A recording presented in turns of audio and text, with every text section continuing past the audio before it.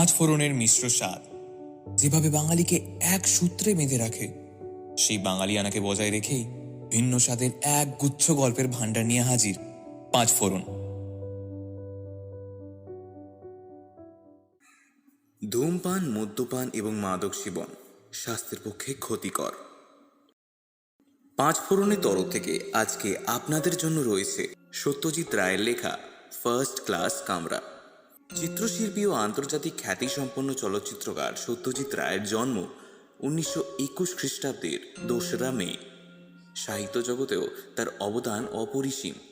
তার হাতে সৃষ্ট উল্লেখযোগ্য কিছু চরিত্র হল ফেলুদা, প্রফেসর শঙ্কু প্রভৃতি। আজকের গল্পটি তার লেখা গল্প সংকলন গল্প 101 থেকে নেওয়া হয়েছে। আশা করি এই নিবেদন আপনাদের ভালো লাগবে।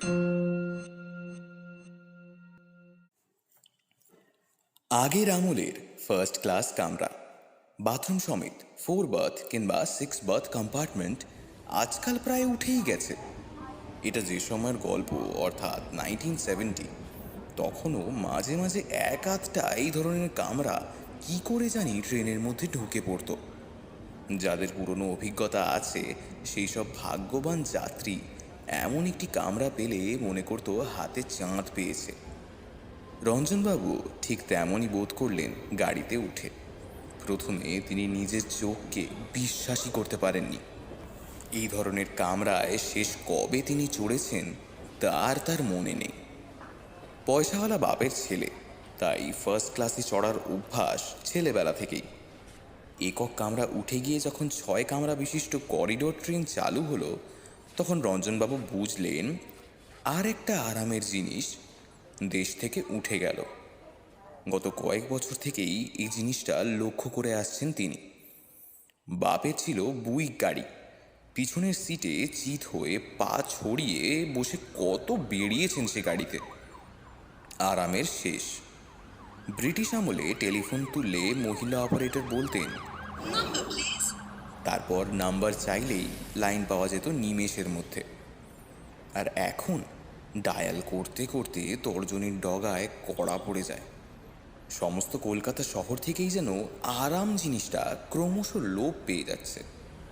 ট্রামে বাসে তাকে কোনোদিনই চড়তে হয়নি, কিন্তু মোটর গাড়িতেই বা কি সুখ আছে? ট্রাফিক জ্যামের ঠেলায় প্রাণ হাঁপিয়ে ওঠে। গাড্ডায় গাড়ি পড়লে শরীরের হাড়গোড় আলগা হয়ে আসে। রঞ্জনবাবুর মতে এই সবই আসলে দেশ স্বাধীন হওয়ার ফল। সাহেবদের আমলে তো এমনটা মোটেই ছিল না।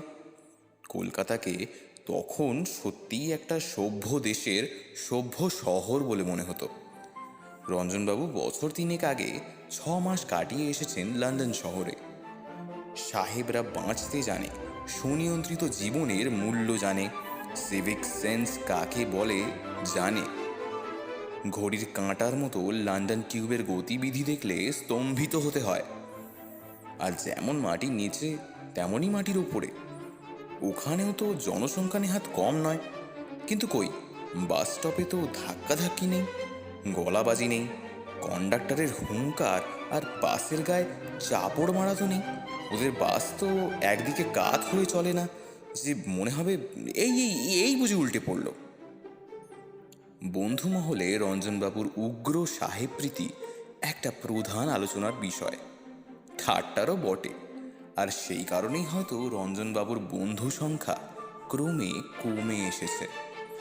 শহরে যেখানে সাহেব প্রায় দেখা যায় না বললেই চলে, সেখানে অনবরত সাহেব আর সাহেবী আমলের গুণকীর্তন কটা লোক বরদাস্ত করতে পারে বলুন তো? পুলকের সরকার ছেলেবেলার বন্ধু, তাই তিনি এখনো টিকে আছেন। কিন্তু তিনিও সুযোগ পেলে বিদ্রূপ করতে ছাড়েন না। বলেন, তোমার এই দেশে জন্মানো ভুল হয়েছে ভায়া। তোমার জাতীয় সঙ্গীত হলো god save the queen, Jana Gana Mana নয়। এই স্বাধীন নেটিভ দেশে আর বেশি দিন তুমি টিকতে পারবে না। রঞ্জনবাবু উত্তর দিতে ছাড়েন না। যাদের যেটা গুণ সেটা অ্যাডমায়ার না করাটা অত্যন্ত সংকীর্ণ মনের পরিচয়। এই বাঙালিরা কলকাতা নিয়ে এত বড়াই করে।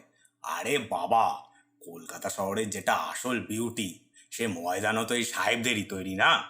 শহরে যা কিছু ভালো সে তো তারাই করে দিয়ে গেছে। এই শ্যামবাজার, বাগবাজার, ভবানীপুরকে তো তুমি সুন্দর বলতে পারো না। হ্যাঁ, তবে এটাও ঠিক যে ভালোগুলো আর বেশি দিন থাকবে না, আর তার জন্য দায়ী হবে এই নেটিভ বাঙালিরাই না। মধ্যপ্রদেশের রায়পুর শহরে দুই বন্ধুতে গিয়েছিল ছুটি কাটাতে। রঞ্জন কুণ্ডু একটা সাহেবী নামওয়ালা সদাগারি অফিসের উচ্চপদস্থ কর্মচারী, পুলকেশ সরকার একটি বড় বিজ্ঞাপন প্রতিষ্ঠানের ম্যানেজার। এবার পুজো ঈদ মিলিয়ে দুজনেরই 10 দিনের ছুটি পড়ে গেল। রায়পুরে দুজনের কমন ফ্রেন্ড মোহিত বোসের সঙ্গে 1 সপ্তাহ কাটিয়ে গাড়িতে করে বস্তারের অরণ্য অঞ্চল ঘুরে দেখে দুজনের একসঙ্গে কলকাতা ফেরার কথা ছিল। পুলকেশ একবার বলেছিলেন ভিলাইতে তাঁর এক খুড়তুতো ভাইয়ের সঙ্গে 2 দিন কাটিয়ে ফিরবেন, কিন্তু রঞ্জনবাবু রাজি হলেন না। বললেন, এসেছি একসঙ্গে, ফিরবও একসঙ্গে, এই একা ট্রাভেল করতে না ভালো লাগে না ভাই। শেষ পর্যন্ত স্টেশনে গিয়েও পুলকেশবাবুকে থেকেই যেতে হলো। ভিলাই রায়পুর থেকে মাত্র মাইল 10। পুলকেশবাবু আসতে পারবেন না জেনে খুড়তুতো ভাই সশরীরে এসে হাজির হলেন দাদাকে বগল দাবা করে নিয়ে যাওয়ার জন্য। ভিলাইয়ের বাঙালিরা বিসর্জন নাটক মঞ্চস্থ করবে এই পুজোয়। পুলকেশবাবুর থিয়েটারের নেশা, ভাইয়ের অনুরোধ তিনি যদি গিয়ে নির্দেশনার ব্যাপারটা একটু সাহায্য করেন। ব্যাস, পুলকেশবাবু আর না করতে পারলেন না। রঞ্জনবাবু হয়তো খুবই মুষড়ে পড়তেন, কিন্তু পুরনো ফার্স্ট ক্লাস কামরাটা দেখে তিনি এতই বিস্মিত ও পুলকিত হন যে বন্ধুর অভাবটা আর অত তীব্রভাবে অনুভব করলেন না। আশ্চর্য এই যে সেকালের হলেও কামরার অবস্থা দিব্যি ছিমছাম। সবকটি আলোরই বাল্ব রয়েছে, পাখাগুলো চলছে, সিটের চামড়া কোথাও ছেঁড়া নেই, বাথরুমটিও পরিপাটি। আরও বড় কথা হচ্ছে 4 বার্থ কামরায় রঞ্জন কুণ্ডু আর পুলকেশ সরকার ছাড়া আপাতত আর কেউ যাত্রী নেই।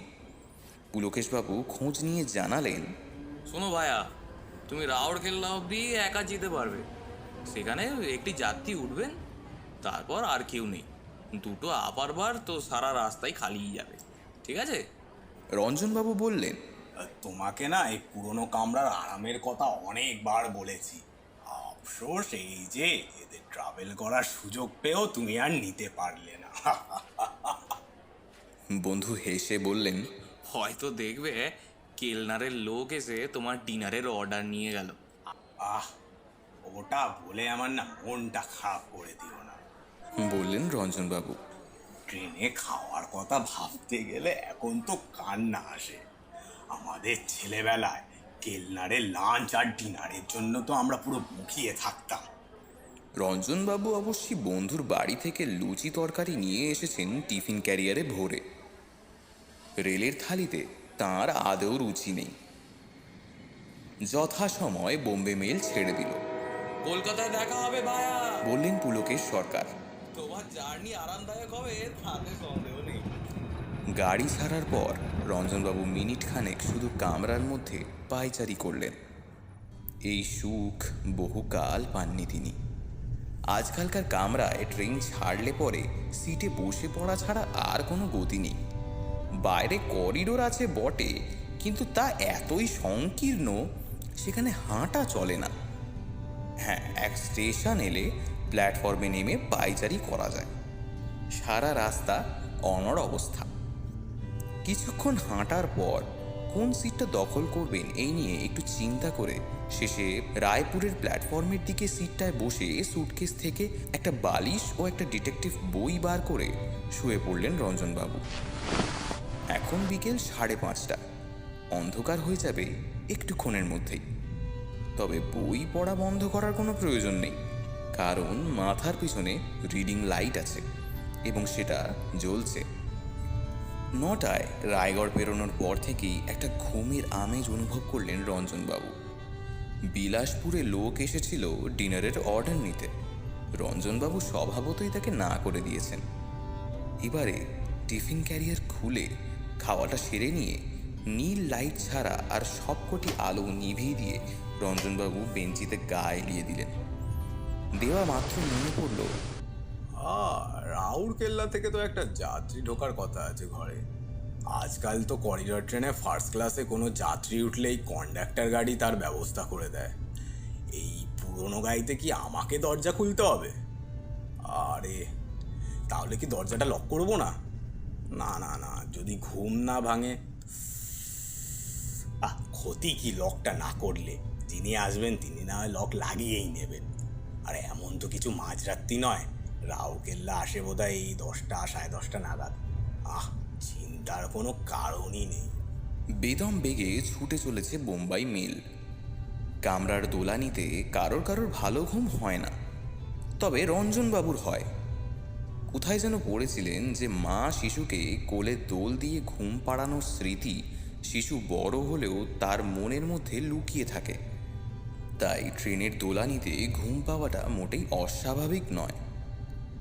ছেলেবেলায় ফার্স্ট ক্লাসের কেলনারের চিকেন কারি অ্যান্ড রাইস আর কাস্টার্ড পুডিংয়ের মধুর স্মৃতি রোমন্থন করতে করতে রঞ্জনবাবু নিদ্রাসাগরে তলিয়ে গেলেন। ঘুমটা ভাঙল খোলা জানলার বাইরে থেকে ফেরিওয়ালার ডাক শুনে। স্টেশন এসছে। প্ল্যাটফর্মের ল্যাম্পপোস্ট থেকে আলোর রশ্মি তেরচাভাবে কামরায় ঢুকে তার নিজের শরীর ও মেঝের খানিকটা অংশে পড়ছে। কি আশ্চর্য অপরিবর্তনশীল এই স্টেশনের ফেরিওয়ালার ডাক! মনে হয় একই লোক ভারতবর্ষের প্রত্যেকটি স্টেশনে ঠিক একইভাবে ডেকে চলেছে আবহমান কাল থেকে। জানলা দিয়ে মুখ বাড়িয়ে স্টেশনের নাম দেখতে পেলেন না রঞ্জনবাবু। রাউরকেল্লা নয়তো? নামটা মনে পড়তেই রঞ্জনবাবুর চোখ গেল বেঞ্চির বিপরীত দিকে। একটা টুংটাং আওয়াজ কানে এসেছিল ঘুমটা ভাঙা মাত্রই। আবার আবছা নীল আলোয় দেখলেন একটি লোক বসে আছে সামনের বেঞ্চিতে, আর তার সামনে রাখা দুটো বোতল ও একটি গ্লাস। গ্লাসে পানীয় ঢাললেন ভদ্রলোক এইমাত্র। এবার সেই পানীয় চলে গেল তার মুখের দিকে। রঞ্জনবাবু আগন্তুকের দিকে চেয়ে দেখলেন।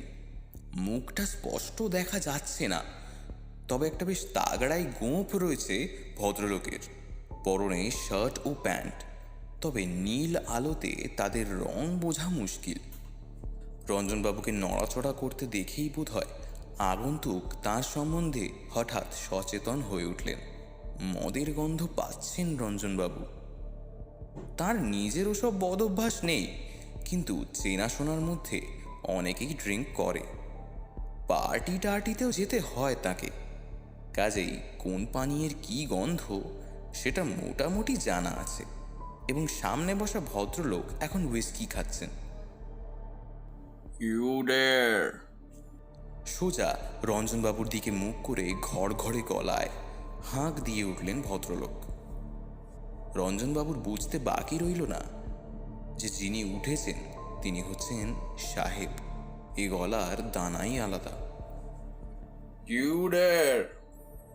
আবার হাঁক দিয়ে উঠলেন অন্ধকারে বসা সাহেবটি। নেশা হয়ে গেছে এরই মধ্যে, নইলে আর এত মেজাজের কারণ কি হতে পারে? Do you want to say something?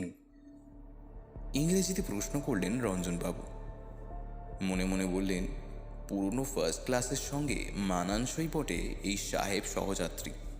Yes, get out and leave me alone. অর্থাৎ ভাগো ইহাঁ সে, আমি একা থাকতে চাই। এবার রঞ্জনবাবু বুঝলেন যে সাহেবের নেশাটা বেশ ভালো মতোই হয়েছে, কিন্তু কথাটার তো একটা উত্তর দিতে হয়। তাই যথাসাধ্য শান্তভাবে বললেন, আচ্ছা মশাই, আমারও রিজার্ভেশন রয়েছে এই কামরায়। আমরা দুজনেই এখানে থাকবো, ঠিক আছে? তাতে ক্ষতিটা কি? গার্ডের হুইসেলের সঙ্গে সঙ্গে ট্রেনের ভোঁ শোনা গেল, আর পর মুহূর্তে একটা ঝাঁকুনি দিয়ে বম্বে মেল আবার রওনা দিল। রঞ্জনবাবু আর চোখে স্টেশনের নামটা দেখে নিলেন, চক্রধরপুরই বটে। এখন ঘরে নীল লাইট ছাড়া আর কোনো আলো নেই।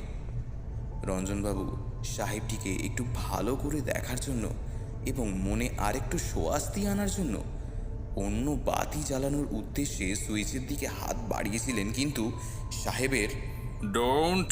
হুঙ্কার তাকে নিরস্ত করল।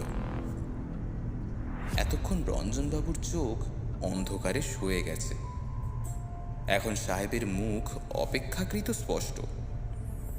গোঁফ জোড়াই সবচেয়ে আগে চোখে পড়ে।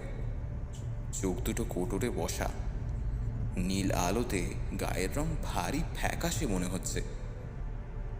মাথার চুল সোনালি না সাদা সেটা বোঝার উপায় নেই। আমি কোনো নিগারের সাথে এক কামড়া থাকতে রাজি নই। I'm talking to you. নেমে পড়ো। নিগার? 1970 সালে ভারতবর্ষে বসে কোনো ভারতীয়কে নিগার বলার সাহস কোনো সাহেবের হতে পারে, এটা রঞ্জনবাবু ভাবতে পারেননি। ব্রিটিশ আমলে এই জিনিস ঘটেছে, এ গল্প রঞ্জনবাবু শুনেছেন। সবসময় যে বিশ্বাস হয়েছে তা নয়। সাহেবদের সম্বন্ধে অনেক মিথ্যে অপবাদ রটিয়েছে বাঙালিরা। আর যদি সত্যি হয়ে থাকে, সেসব সাহেব নিশ্চয়ই খুব নিম্ন স্তরের। ভদ্র সাহেব, সভ্য সাহেব যারা, তারা ভারতীয়দের সঙ্গে এই ধরনের ব্যবহার কখনোই করতে পারেন না। রঞ্জনবাবুর বিস্ময়ের ভাবটা কেটে গেছে, তবে এখনও ধৈর্যচ্যুতি হয়নি। মাতালের ব্যাপারে ধৈর্যহারা হলে চলে না। সুস্থ অবস্থায় এই সাহেব কখনোই এই ধরনের কথাবার্তা বলতে পারতেন না। রঞ্জনবাবু সংযতভাবে বললেন, তুমি যেভাবে কথা বলছো সেরকম কিন্তু আজকাল আর কোনো সাহেব বলে না। ভারতবর্ষ আজ বছর 25 হলো, স্বাধীন হয়েছে। সেটা বোধহয় তুমি ভালো করে জানো। হোয়াট? কথাটা বলেই সাহেব রঞ্জনবাবুকে চমকে দিয়ে ট্রেনের শব্দ ছাপিয়ে হো হো করে অট্টহাস্য করে উঠলেন। কি বললে তুমি? ভারত স্বাধীন হয়েছে কবে? 1947 অগস্ট দ্য 15th। কথাটা বলতে গিয়ে রঞ্জনবাবুর হাসি পাচ্ছিল। স্বাধীনতার এতদিন পরে নিজের দেশে বসে কাউকে তারিখ সমেত খবরটা দিতে হচ্ছে, এটা একটা কমিক ব্যাপার বই কি। You must be mad. আমি ম্যাড নয় সাহেব, আমার মনে হয় আপনার না নেশাটা একটু বেশি হয়েছে। বললেন রঞ্জনবাবু। বটে। সাহেব হঠাৎ তাঁর ডান দিকের বেঞ্চির উপর দাঁড়াও, থেকে দাঁড়াও। একটা জিনিস তুলে নিলেন। রঞ্জনবাবু সভয়ে দেখলেন সেটা একটা রিভলভার, আর সেটা শটান তাঁরই দিকে তাক করা। বললেন, সাহেব, See this? আমি আর্মির লোক। My name is Major Davenport, 2nd Punjab Regiment. আমার মতো অভ্যস্ত নিশানা আর কারোর নেই এই রেজিমেন্টে। আমার হাত কাঁপছে কি?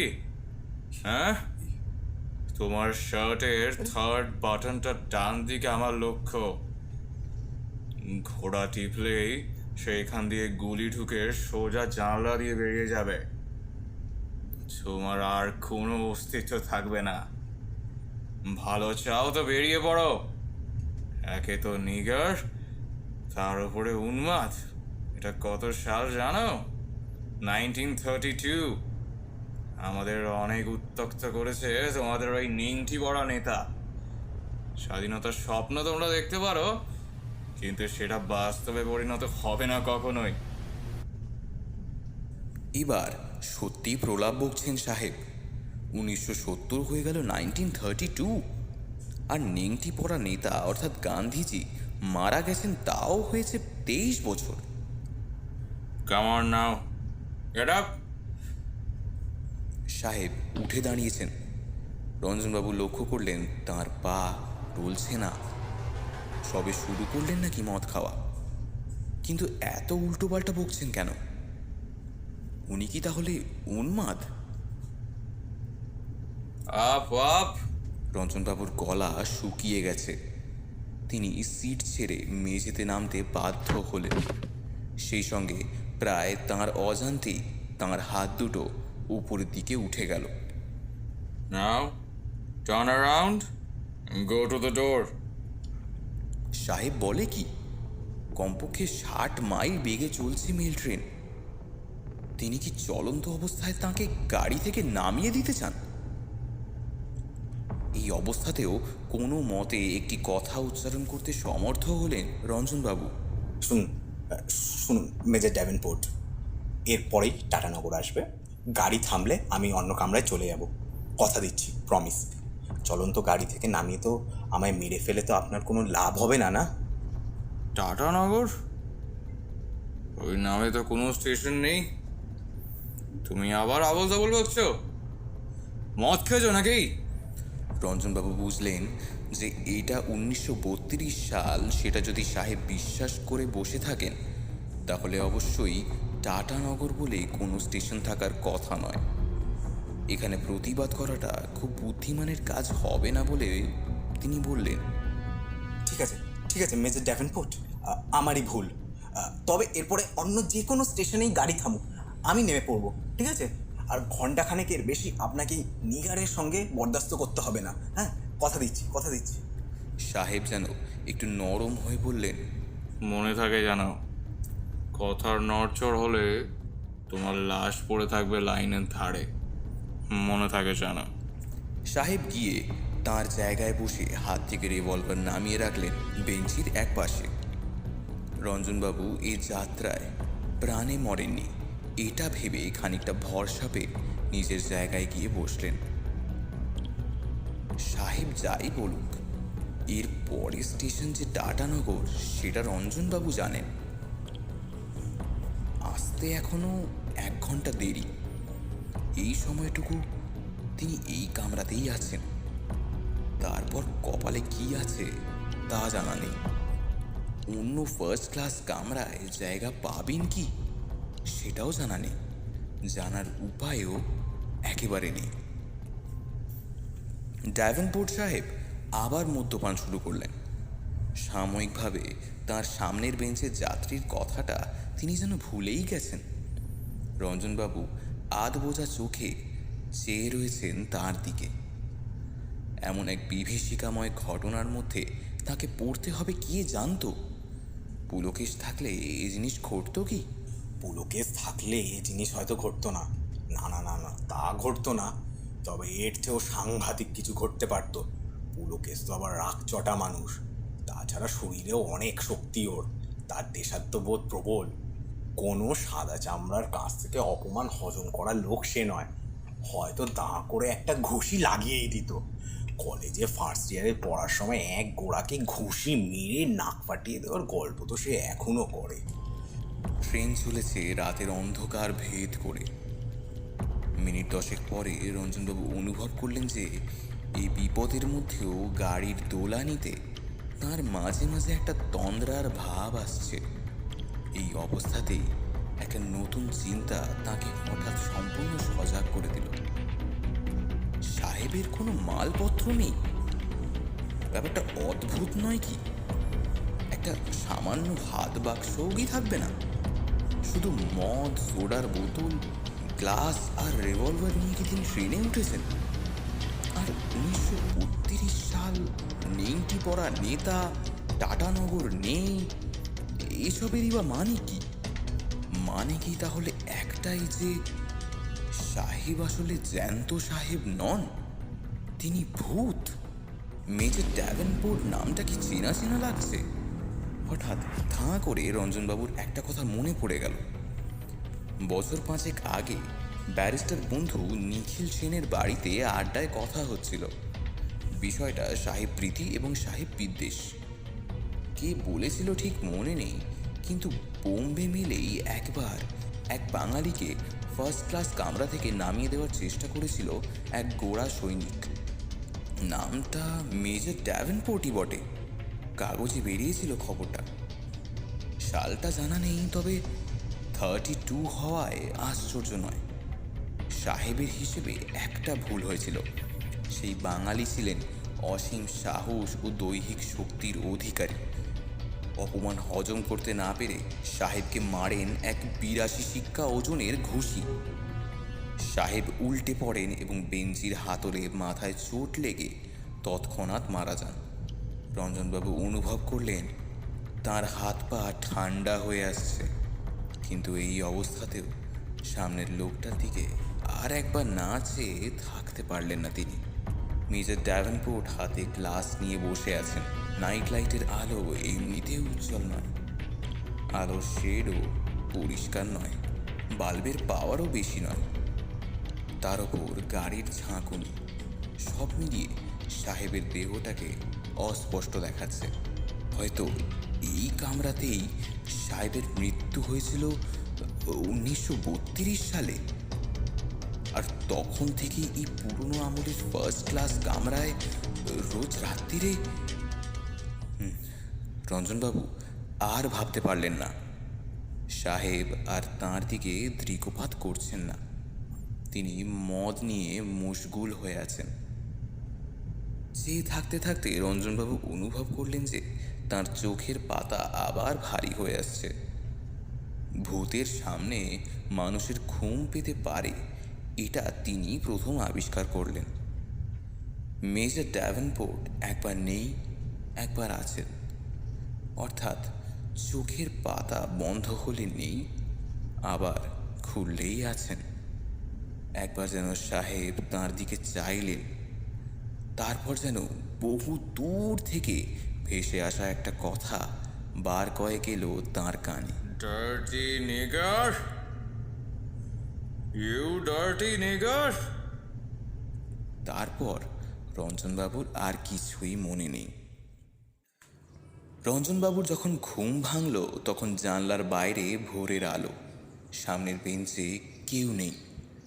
রাত্রির বিভীষিকার কথা ভাবতে থাকেন তিনি, এবং যতবারই তার মাথায় সে চিন্তা আসে তিনি শিউরে ওঠেন। কিন্তু পরক্ষণেই ফাঁড়া কেটে গেছে বুঝতে পেরে হাঁপ ছাড়লেন। এই গল্প কাউকে বলা যাবে না। প্রথমত কেউ বিশ্বাস করবে না, দ্বিতীয়ত তিনি যে সাহেব ভূতের হাতে লাঞ্ছনা ভোগ করেছেন এটা খুব জাহির করে বলার ঘটনা নয়। ডার্টি নিগার কথাটা তাঁর আঁতে লেগেছিল বিশেষভাবে, কারণ তার নিজের রং রীতিমতো ফর্সা, অনেক রোদে পোড়া সাহেবের চেয়েও বেশি ফর্সা।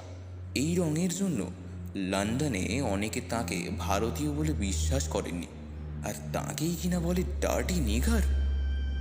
সংকল্প অনুযায়ী তাঁর ট্রেনের অভিজ্ঞতাটা রঞ্জনবাবু কাউকেই বলেননি, তবে তার মধ্যে উগ্র সাহেব প্রীতির ভাবটা যে অনেকটা কমেছে সেটা তার কাছের লোকেরা অনেকেই লক্ষ্য করেছিল। ঘটনার 10 বছর পরে একদিন সন্ধ্যায় তার নিজের বাড়িতে বন্ধু পুলকেশের সঙ্গে বসে কফি খেতে খেতে রঞ্জনবাবু ব্যাপারটা উল্লেখ না করে থাকতে পারলেন না। একটা কথা, এই 70-তে রায়পুর থেকে ফেরার সেই দিনটার কথা মনে পড়ে? বিলক্ষণ। তোমাকে তো বলি বলি করেও একটা কথা আমার বলা হয়। এক সাহেব ভূতের পাল্লায় পড়ে যে আমায় কি নাজেহাল হতে হয়েছিল তুমি জানো না।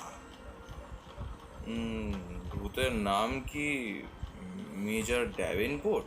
রঞ্জনবাবুর চোখ ছানা বড়া হয়ে গেল। সে কি? তুমি জানলে কি করে? পুলকেশবাবু তাঁর ডান হাতটা বন্ধুর দিকে বাড়িয়ে দিলেন। Meet the ghost of Major Davenport. রঞ্জনবাবুর মাথা ঝিমঝিম করছে। তুমি তুমি একদিন ধরে? আরে বলে ফেললে সে সমস্ত ব্যাপারটাই তো ব্যর্থ হয়েছে। তো আমার উদ্দেশ্য ছিল যে তোমার মধ্যে থেকে সাহেব প্রীতির ভূতটাকে তাড়ানো। ঘটনাটা যদি তুমি বিশ্বাস না করো তাহলে কাজটা হবে কি করে? আমি নিগার বলছি আর এক সাহেব নিগার বলছে, দুটোর মধ্যে তফাৎ তো আছেই। না না না না, কিন্তু কিভাবে? Very easy. তোমার ক্যামেরাটা দেখেই আমার মাথায় ফন্দিটা চলে আসে। গাড়ি ছাড়ার পর তোমার পাশের ফার্স্ট ক্লাস বগিটাতে আমি উঠে পড়ি, আর আমার ফার্স্ট এড বক্স থেকে তুলো নিয়ে আমি একটা গোঁফ বানিয়েছিল। তাছাড়া নো মেকআপ। আর আমারই কামরায় একটা ছোট গুজরাটি বাচ্চার হাতে দেখলাম একটা খেলনা রিভলভার। এক রাতের জন্য ধার চাইতে খুশি খুশি দিয়ে দিল। আর তার বাপের সঙ্গে ছিল উইস্কি, সেটাও চেয়ে নিল। অবশ্যই কেন নিচ্ছি সেটাও বলতে হলো। আমি নিজে খেয়েছি শুধু জল, উইস্কির বোতলটা খোলা রেখেছিলাম যাতে তুমি গন্ধ পাও। ব্যাস, বাকি কাজ করেছিল তোমার কামরার নীল আলো আর তোমার কল্পনা। আশা করি কিছু মনে করনি ভায়া। রঞ্জনবাবু তার বন্ধুর হাতটা দু হাতে চেপে ধরলেন বটে, কিন্তু মুখে কিছু বলতে পারলেন না। তার বিস্ময় ভাবটা কাটতে লাগবে আরও 10 বছর।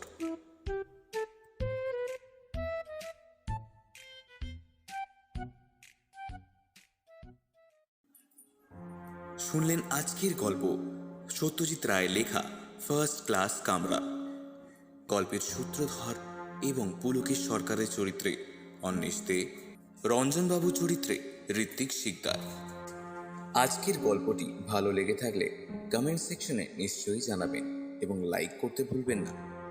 এছাড়াও ফলো করতে পারেন আমাদের ফেসবুক পেজ, যার লিঙ্ক ডেসক্রিপশনে দেওয়া রয়েছে। এরকম গল্প আরও শোনার জন্য শুনতে থাকুন 5 ফোড়ন।